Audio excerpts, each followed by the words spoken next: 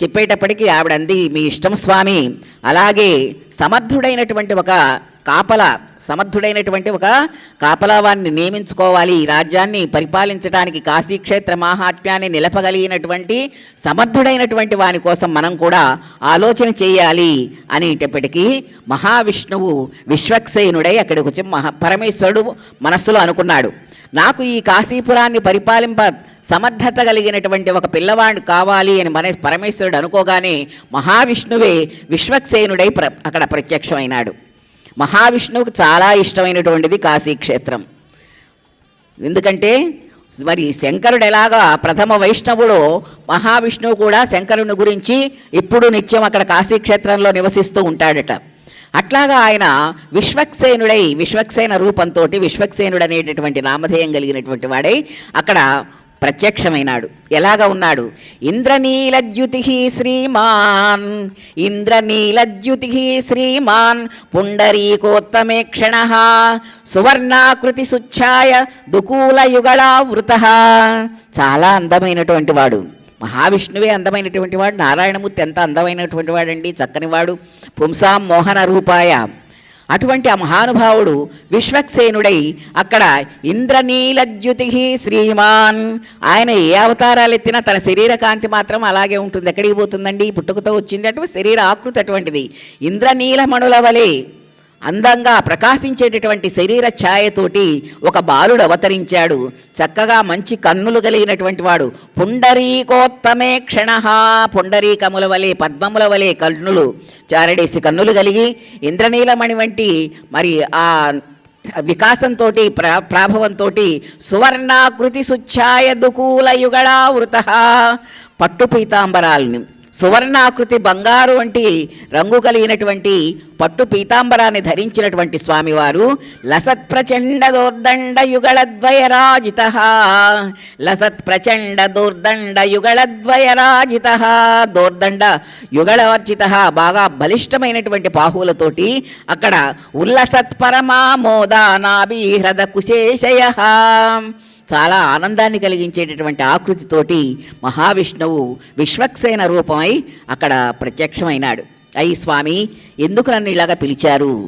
ఏమిటి, ఏం కావాలి మీకు? మీకు నేనేం చేయగలిగినటువంటి వాడను అని చెప్పేసి ఆయన పరమేశ్వరుణ్ణి అడిగితే, ఏమీ లేదయ్యా, నువ్వు మా విష్ణుమూర్తి వలే ఉన్నావు. నేను మనస్సులో ఏదైతే భావించానో అలాగే నువ్వు ప్రత్యక్షమైనావు నువ్వు. కాబట్టి నువ్వు ఇక్కడ ఈ కాశీక్షేత్రాన్ని ఏ గుడుదుడుకులు లేకుండా ఏమీ లేకుండా చక్కగా చల్లగా పరిపాలించగలిగినటువంటి సామర్థ్యం నీ దగ్గర ఉన్నదని నమ్ముతున్నాను.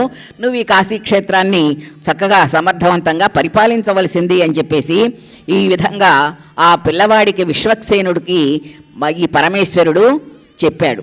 చెప్పేటప్పటికీ చాలా సంతోషం స్వామి, నేను అలాగే ఉంటానని చెప్పేసి అప్పటి నుంచి విశ్వక్సేనుని యొక్క ఆ ప్రతిభ ఆ కాశీక్షేత్రం అంతా కూడా ప్రసరిస్తూ ఉంటుంది. ఇలాగా ఉండి కాశీపట్టణ 5 క్రోశములను పటుతర క్షేత్రమిది రాజ్య పదవి నాకు. ఆయన చెప్తున్నాడు పరమేశ్వరుడు, నాయనా ఈ కాశీక్షేత్రం 5 క్రోశాలు అంటారు. ఇప్పుడు క్రోసు అనేటటువంటిది కాదండి. ఈ మనకు ఉండేటటువంటి ఈ గణన వేరు, ఆ గణాంకాలు వేరు.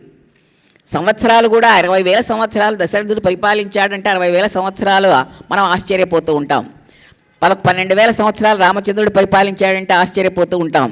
ఇప్పటి ఉండేటటువంటి కాలమానము వేరు, ఆనాటి కాలమానము వేరు. అట్లాగే ఉండేటటువంటి కొలతలు కూడా మార్పుగా ఉంటాయి. కాశీక్షేత్రం 5 క్రోసుల పర్యంతము, క్రోసు అంటే ఎన్ని మైళ్ళలో వెనకటి కాలం వాళ్ళకైతే తెలుస్తుంది, ఒక క్రోసుకి ఎన్ని మైళ్ళు ఉంటాం. ఈ 5 క్రోసుల పర్యంతము కూడా కాశికా పట్టణ 5 క్రోశములను పటుతర క్షేత్రమిది రాజ్య పదవి నాకు. ఇది నా రాజ్య పదవి. ఈ రాజ్యంలో అంతా కూడా సుఖంగా ఉండాలి, సంతోషంగా ఉండాలి, ఇక్కడికి వచ్చినటువంటి వారి కైవల్యం రావాలి. ఈ విధంగా ఉండేటటువంటి ఈ కాశీపట్టణాన్ని పరమ పుణ్యాత్మ ఈ కుటుంబము భరింపుమో. పరమ పుణ్యాత్మ, ఓ పుణ్యాత్ముడా, ఈ కుటుంబాన్ని నీవు భరించవలసింది అని చెప్పేసి ఆయన చెప్పేటప్పటికీ ఆ కుటుంబ భారకత్వాన్ని మన విష్ణుంశ సంభూతుడైనటువంటి విష్ణుదేవుని యొక్క అంశ కలిగినటువంటి విశ్వక్సేనుడు పరిపాలించడం ప్రారంభించాడు. అలాగ కొన్నాళ్ళు జరిగింది. విశ్వేశ్వరుండును బుద్ధితత్వ స్వరూపియగు విశ్వక్సేనునకు సామ్రాజ్య భారము భరింప నియోగింప. బుద్ధితత్వ స్వరూపి అయినటువంటి విశ్వక్సేనుడు, బుద్ధి కలిగినటువంటి వాడు, మంచి సద్బుద్ధితో ఉండేటటువంటి ఆ విశ్వక్సేనునకు ఆ రాజ్యభారాన్ని అప్పగించాడు పరమేశ్వరుడు. అలా కొంతకాలం జరిగింది. జరిగిన తర్వాత ఈ విశ్వక్సేనుడు అనుకున్నాడు, ఏమిటి ఇక్కడ నేను ఇన్నాళ్ళ నుంచి స్వామివారి రాజ్యభారం